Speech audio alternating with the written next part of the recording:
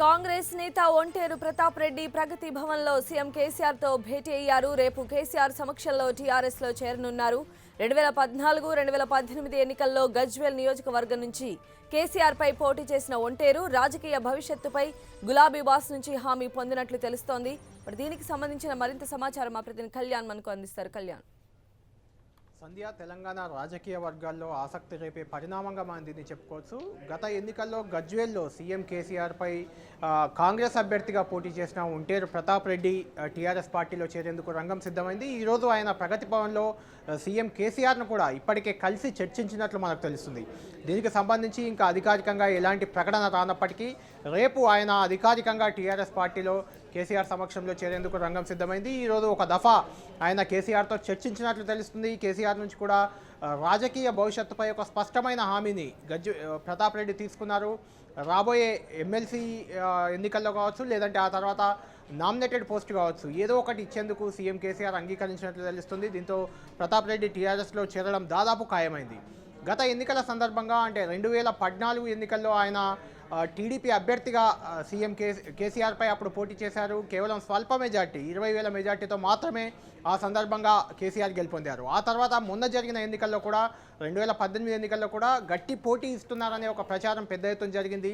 అయితే చివరికి భారీ మెజార్టీతో సీఎం కేసీఆర్ గెలుపొందారు. దీంతో రాజకీయ భవిష్యత్తు ప్రశ్నార్థకంగా మారింది. అప్పటి నుంచి కూడా ప్రతాప్ రెడ్డి ఎక్కడా కేసీఆర్పై కానీ ఎవరిపై కానీ ఎలాంటి వ్యాఖ్యలు చేయలేదు. ఎన్నికల సందర్భంగా కేసీఆర్పై అదేవిధంగా జిల్లాకు చెందిన కీలక నేత హరీష్ రావుపై తీవ్ర వ్యాఖ్యలు కూడా చేశారు. రేవంత్ రెడ్డి వర్గంగా ప్రతాప్ రెడ్డికి ప్రధానంగా పేరుంది.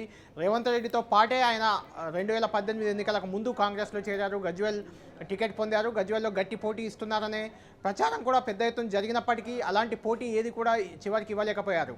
దాంతో ఇక రాజకీయ భవిష్యత్తుపై ఎలాంటి అవకాశాలు ముందు లేవని గ్రహించిన ప్రతాప్ రెడ్డి టీఆర్ఎస్లో చేరేందుకు రంగం సిద్ధం చేసుకున్నారు. కొద్దిసేపటి క్రితమే ఆయన సీఎం కేసీఆర్ను కూడా ప్రగతి భవన్లో కలిసి రేపు పార్టీలో అధికారికంగా చేరేందుకు నిర్ణయం తీసుకున్నట్లు మనకు తెలుస్తుంది.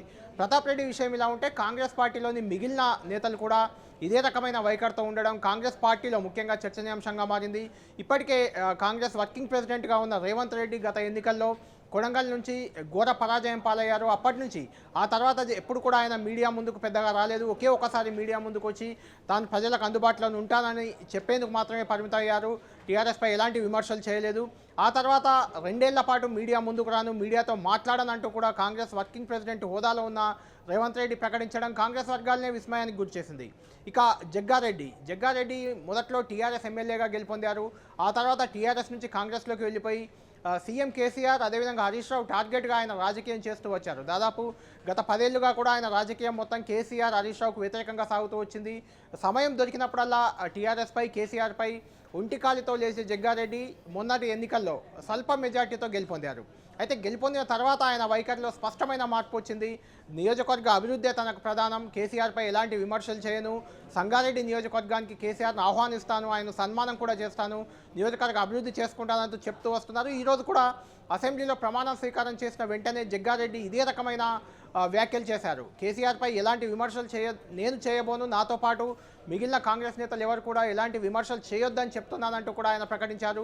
మొత్తానికి ప్రధాన ప్రతిపక్షంగా ఉన్న కాంగ్రెస్ పార్టీ నేతలు ఒక్కొక్కరుగా ఇలాంటి వైఖరి తీసుకోవడం, కేసీఆర్పై విమర్శలు చేయనంటూ తప్పుకోవడంతో కాంగ్రెస్ పార్టీ ప్రతిపక్ష హోదాలో ఉన్న కాంగ్రెస్ పార్టీ ఏ రకంగా ముందుకు పోవాలన్న ఒక డైలమాలో పడ్డట్లు కనిపిస్తుంది. ఇప్పుడు తాజాగా ఒంటేరు ప్రతాప్ రెడ్డి వ్యవహారం కూడా ఇదే రకంగా మనం చెప్పుకోవచ్చు. ఎందుకంటే కాంగ్రెస్ పార్టీలో గట్టిగా మాట్లాడుతున్న వ్యక్తులుగా మనం ఈ ముగ్గురిని చెప్పుకోవచ్చు. ఒంటేరు ప్రతాప్ రెడ్డి కావచ్చు, రేవంత్ రెడ్డి కావచ్చు, జగ్గారెడ్డి, వీళ్ళు ముగ్గురు కూడా కేసీఆర్పై టీఆర్ఎస్ పార్టీపై పెద్ద ఎత్తున విమర్శలు చేసే నేతలు.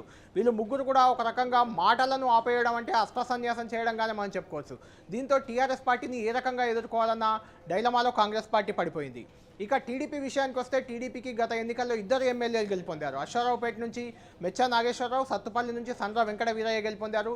సండ్ర వెంకట వీరయ్య కూడా గత 5 ఏళ్ల పాటు ఎమ్మెల్యేగా ఉన్నారు.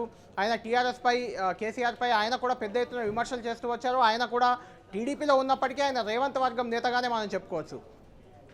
సండ్ర వెంకట వీరయ్య ఈరోజు ఎన్టీఆర్ ఘాట్ వద్ద కేవలం మెచ్చా నాగేశ్వరరావు మాత్రమే నివాళులు అర్పించి ఆ తర్వాత వచ్చి అసెంబ్లీలో ప్రమాణ స్వీకారం చేశారు. కానీ సండ్ర వెంకట వీరయ్య ఈరోజు ఎన్టీఆర్ ఘాట్ వద్దకు కానీ ప్రమాణ స్వీకారానికి కానీ రాలేదు. దీంతో సండ్ర వెంకట వీరయ్య ఏ రకమైన వైఖరి తీసుకుంటారనే చర్చ మొదలైంది. గత కొద్ది రోజులుగా కూడా సండ్ర వెంకట వీరయ్య టీఆర్ఎస్లో చేరుతున్నారనే ప్రచారం జరుగుతుంది. టీఆర్ఎస్ వర్గాలు కూడా వెంకట వీరయ్యతో చర్చలు జరుపుతున్నాయి. ఆయన కూడా రేపో మాపో టీఆర్ఎస్లో చేరే అవకాశం కనిపిస్తుంది. ప్రతాప్ రెడ్డితో పాటు వెంకట వీరయ్య కూడా రేపు పార్టీలో చేరే అవకాశం ఉన్నట్లు మనకు తెలుస్తుంది సంధ్య. రైట్ కళ్యాణ్.